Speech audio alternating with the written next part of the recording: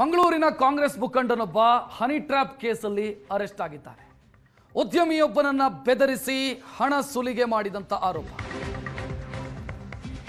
Youth ಕಾಂಗ್ರೆಸ್ನ ಮುಖಂಡ arrest ಆಗಿರೋದು. ನಿಜಾಮ್ ಇಬ್ರಾಹಿಂ ಉದ್ಯಮಿಯೊಬ್ಬರ ಅಶ್ಲೀಲ ವಿಡಿಯೋವನ್ನು ತೋರಿಸಿ ಕೋಟಿ ಕೋಟಿ ದೋಚಿರೋದು. Real estate ಉದ್ಯಮಿಯೊಬ್ಬರಿಗೆ ವಂಚಿಸಿರೋದು. ಯಾವ ರೀತಿ ಅಂತಂದ್ರೆ, ಉದ್ಯಮಿಯದ್ದೊಂದು ವಿಡಿಯೋವನ್ನು ಮುಂದಿಟ್ಟುಕೊಂಡು ಇದು ಹೊರಬರಬಾರದು ಅಂತಾದ್ರೆ ದುಡ್ಡು ಕೊಡಿ ಅಂತ ಬ್ಲ್ಯಾಕ್ ಮೇಲ್ ಮಾಡಿ ಕೋಟಿ ಕೋಟಿ ಹಣ ಪಡ್ಕೊಂಡಿರೋದು. ಈ ರಿಯಲ್ ಎಸ್ಟೇಟ್ ಉದ್ಯಮಿಗೆ ಸಲಿಂಗ ಕಾಮದ ಚಟ ಇತ್ತು. ಜಿತೇಶ್ ಅನ್ನುವಂಥ ಯುವಕನೊಂದಿಗೆ ಆ ಉದ್ಯಮಿ ಸಂಬಂಧ ಹೊಂದಿದ್ದ. ಜಿತೇಶ್ ಉದ್ಯಮಿಯನ್ನ ಬ್ಲ್ಯಾಕ್ ಮೇಲ್ ಮಾಡ್ತಿದ್ದಂತೆ.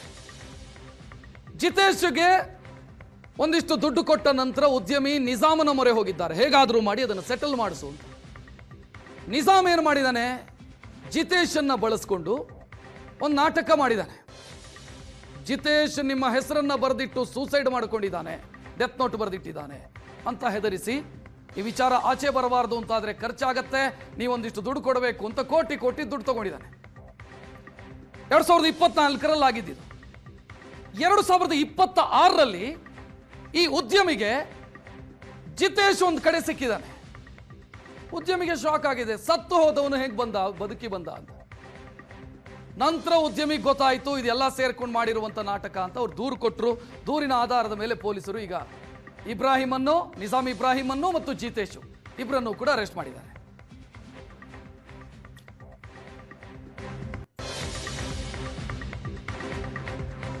ಜಿತೇಶ್ ಎಂಬಾತನನ್ನ ಬಳಸಿಕೊಂಡು, ಉದ್ಯಮಿಯ ದೌರ್ಬಲ್ಯವನ್ನು ಬಳಸಿಕೊಂಡು ಕೋಟಿ ಕೋಟಿ ಹಣ ಮಾಡಿರೋದು. ಜಿತೇಶ್ ಆತ್ಮಹತ್ಯೆ ಮಾಡಿಕೊಂಡಿದ್ದಾನೆ ಅಂತ ಕತೆ ಕಟ್ಟಿ ಫೋಟೋ ಕಳಿಸಿ, ಅಂದ್ರೆ ಹೆಣದ ಫೋಟೋ ಕಳಿಸಿ ಜಿತೇಶನ್ನ ಅಡ್ಡಡ್ಡ ಮಲಗಿಸಿ ಫೋಟೋ ತೆಗೆದು, ನೋಡಿ ಜಿತೇಶ್ ಸತ್ತು ಹೋದ, ನಿಮ್ಮ ಹೆಸರನ್ನ ಬರೆದಿಟ್ಟಿದ್ದಾನೆ ಡೆತ್ ನೋಟಲ್ಲಿ. ಉದ್ಯಮಿಗೆ ಗಾಬರಿ ಆಯ್ತು, ನನ್ನ ಕತೆ ಮುಗಿಯಿತು ಅಂತ. ಕೊನೆಗೆ ಈತ ಹೇಳಿದ್ದನಕ್ಕೆಲ್ಲ ಓಕೆ ಅಂದಿದ್ದಾರೆ. ಅವರು ದುಡ್ಡು ಕೊಟ್ಟಿದ್ದಾರೆ, ಹೆಂಗಾದರೂ ಮಾಡಿ ಇದರಿಂದ ಪಾರಾದರೆ ಸಾಕು ನಾನು ಅಂತ. ಬಟ್ ಜಿತೇಶ್ ಸತ್ತೂ ಇರಲಿಲ್ಲ, ಎಂಥದೂ ಆಗಿರಲಿಲ್ಲ. ಜಿತೇಶ್ ಒಂದಿನ ಸಿಗ್ತಾನೆ ಉದ್ಯಮಿಗೆ, ಮಂಗಳೂರಲ್ಲೆಲ್ಲ ಒಂದು ಕಾರ್ಯಕ್ರಮದಲ್ಲಿ ಸಿಗ್ತಾನೆ. ಉದ್ಯಮಿಗೆ ಸತ್ತು ಹೋದವನು ಹೆಂಗೆ ಎದ್ದು ಬಂದ, ದೆವ್ವಾಗಿ ಬಂದ ಅಂತ ಅವರಿಗೆ ಗಾಬರಿಯಾಗಿದೆ. ನಂತರ ಗೊತ್ತಾಗಿದೆ ಇದು ಕೇಸೇ ನನ್ನನ್ನು ಮೋಸ ಮಾಡಿರೋದು, ಕಲರ್ ಕಾಗೆ ಹಾರಿಸಿದ್ದಾರೆ, ನನಗೆ ಲಾಲ್ಬಾಗ್ ಇಟ್ಟಿದ್ದಾರೆ ಕಿವಿಗೆ ಅಂತ ಗೊತ್ತಾಗಿದೆ ಉದ್ಯಮಿಗೆ. ಡೈರೆಕ್ಟ್ ಸ್ಟೇಷನ್ಗೆ ಹೋಗಿ ಕಂಪ್ಲೇಂಟ್ ಕೊಟ್ಟಿದ್ದಾರೆ. ಉರ್ವ ಸ್ಟೋರ್ ಸ್ಟೇಷನ್ ಅಂತ ಅನ್ಸುತ್ತೆ, ಕಂಪ್ಲೇಂಟ್ ಕೊಟ್ಟಿದ್ದಾರೆ. ಪೊಲೀಸರು ಪ್ರಕರಣ ದಾಖಲಿಸಿಕೊಂಡು ಈಗ ಅರೆಸ್ಟ್ ಮಾಡಿದ್ದಾರೆ. ಹೆಚ್ಚಿನ ಡೀಟೇಲ್ ನೀಡೋದಕ್ಕೆ ನಮ್ಮ ಪ್ರತಿನಿಧಿ ಭರತ್ ರಾಜ್ ಫೋನ್ ಸಂಪರ್ಕದಲ್ಲಿ. ಭರತ್ ರಾಜ್, ಆ ನಿಜಾಮನ ಸ್ಟೇಟಸ್ಗಳನ್ನು ಗಮನಿಸ್ತಾ ಇದ್ವಿ. ಸಂವಿಧಾನಬದ್ಧವಾಗಿ ಕೆಲಸ ಮಾಡ್ತೀನಿ ಅಂತ ಯೂತ್ ಕಾಂಗ್ರೆಸ್ನ ಜವಾಬ್ದಾರಿ ಸಿಕ್ಕಾಗ ಹಾಕೊಂಡಿದ್ದಾನೆ ಆತ. ಬಟ್ ಮಾಡ್ತಾ ಇದ್ದಿದ್ದೆಲ್ಲ ಇಂಥದ್ದೇ ಕೆಲಸನ ಅಂತ ಡೌಟ್ ಬರುತ್ತೆ. ಖಂಡಿತ ಹೌದು ರಕ್ಷತ್. ಯಾಕಂದ್ರೆ ಆ ಕಾಂಗ್ರೆಸ್ನ ಈ ಭಾಗದ ಹಲವು ನಾಯಕರುಗಳ ಜೊತೆಗೆ ಆತನ ಫೋಟೋಗಳು ಆತನ ಇನ್ಸ್ಟಾಗ್ರಾಮ್ಗಳಲ್ಲಿ ಕಾಣುತ್ತೆ. ರಾಜ್ಯದ ಅನೇಕ ನಾಯಕರುಗಳ ಜೊತೆಗೂ ಕೂಡ ಆತನ ಫೋಟೋಗಳು ಆತನ ಇನ್ಸ್ಟಾಗ್ರಾಮ್ಗಳಲ್ಲಿ ಕಾಣುತ್ತೆ. ಅದರ ಜೊತೆಗೆ ಯಾರೇ ಇಲ್ಲಿಗೆ ಲೀಡರ್ಸ್ಗಳು ಬಂದ್ರು ಕೂಡ ಅವರ ಹಿಂದೆ ಸುತ್ತಾಡ್ತಾ ಇರುವಂತದ್ದು. ಈ ಕಾರಣಕ್ಕಾಗಿ ಆತನಿಗೆ ಒಂದು ಯೂತ್ ಕಾಂಗ್ರೆಸ್ನ ಜನರಲ್ ಸೆಕ್ರೆಟರಿ ಪೋಸ್ಟ್ ಕೂಡ ಸಿಕ್ಕಿತ್ತು. ಆದ್ರೆ ಈಗ ಕೊಟ್ಟಿರುವಂತ ದೂರಿನಲ್ಲಿ, ಅಂದ್ರೆ ಇಲ್ಲಿ ಬೇರೆ ಬೇರೆ ಕಥೆಗಳಿದೆ, ಆದ್ರೆ ದೂರಿನಲ್ಲಿ ಏನು ಪ್ರೆಸೆಂಟ್ ಏನಿದೆ ಅದನ್ನಷ್ಟೇ ನಾವು ಹೇಳಬೇಕಾಗುತ್ತೆ. ಹಾಗಾಗಿ ಅಂದ್ರೆ ಆ ಒಂದು ಉದ್ಯಮಿ ಏನಿದ್ದಾರೆ, ಆ ಉದ್ಯಮಿಗೆ ಈ ಒಂದು ವಿಚಾರದಲ್ಲಿ ಒಂದಷ್ಟು 2024ರಿಂದ ಜಿತೇಶ್ ಅನ್ನುವಂಥವನು ಈ ರೀತಿ ಬ್ಲಾಕ್ ಮೇಲ್ ಮಾಡ್ತಾ ಇದ್ದ. ಆದ್ರೆ 2024ರಲ್ಲಿ ಈ ಒಂದು ಕತೆಗೆ ಈ ಒಂದು ನಿಜಾಮ್ನ ಎಂಟ್ರಿ ಆಗುತ್ತೆ. ನಿಜಾಮ್ನ ಎಂಟ್ರಿ ಆದ ಬಳಿಕ ಇಡೀ ಕತೆ ಬೇರೆ ರೀತಿಯಾಗಿದೆ. ಅಂದ್ರೆ ಇವರು ಏನೆಲ್ಲ ಮಾಡಿದ್ದಾರೆ ಅಂದ್ರೆ 24ರಲ್ಲೇ ಈ ಒಂದು ಜಿತೇಶ್ ಆತ್ಮಹತ್ಯೆ ಮಾಡ್ಕೊಂಡಿದ್ದಾನೆ ಅನ್ನುವಂತ ಒಂದು ಡೆತ್ ನೋಟ್ ಅನ್ನು ಕ್ರಿಯೇಟ್ ಮಾಡಿದ್ದಾರೆ. ಅದರ ಜೊತೆಗೆ ಆತ ಹ್ಯಾಂಗ್ ಮಾಡಿದಂತ ಒಂದಷ್ಟು ಫೋಟೋಗಳನ್ನ ಹ್ಯಾಂಗ್ ಮಾಡಿದ ರೀತಿಯಲ್ಲಿ ಫೋಟೋಗಳನ್ನು ಯೂಸ್ ಮಾಡಿದ್ದಾರೆ.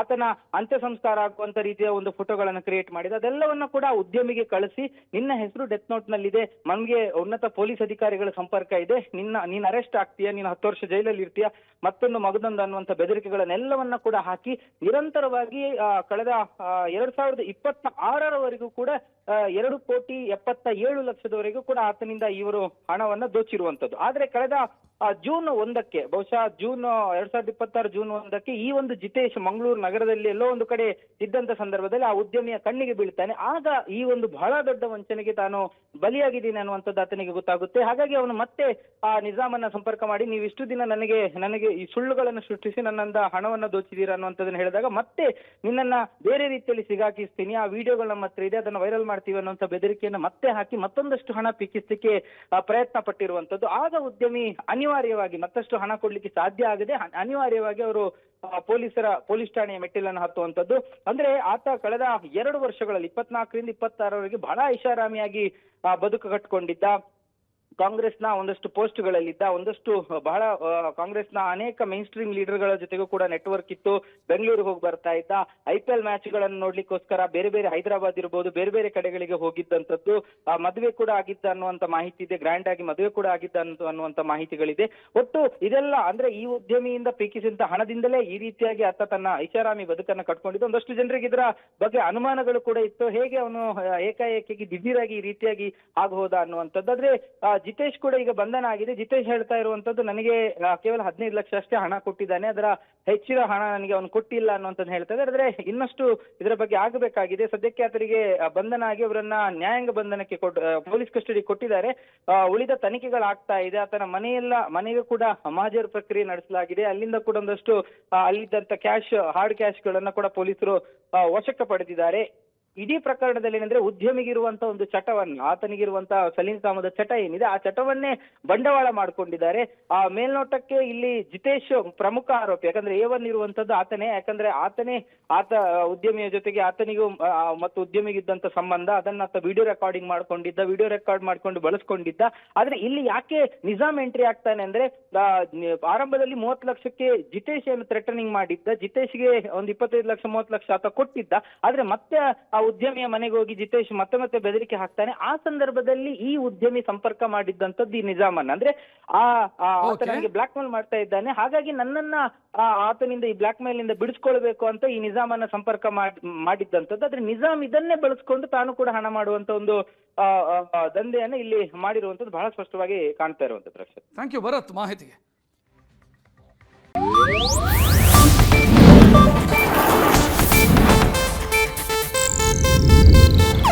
ಇದು ಏಷ್ಯಾನೆಟ್ ನ್ಯೂಸ್ ನೆಟ್ವರ್ಕ್ ಪ್ರಸ್ತುತಿ.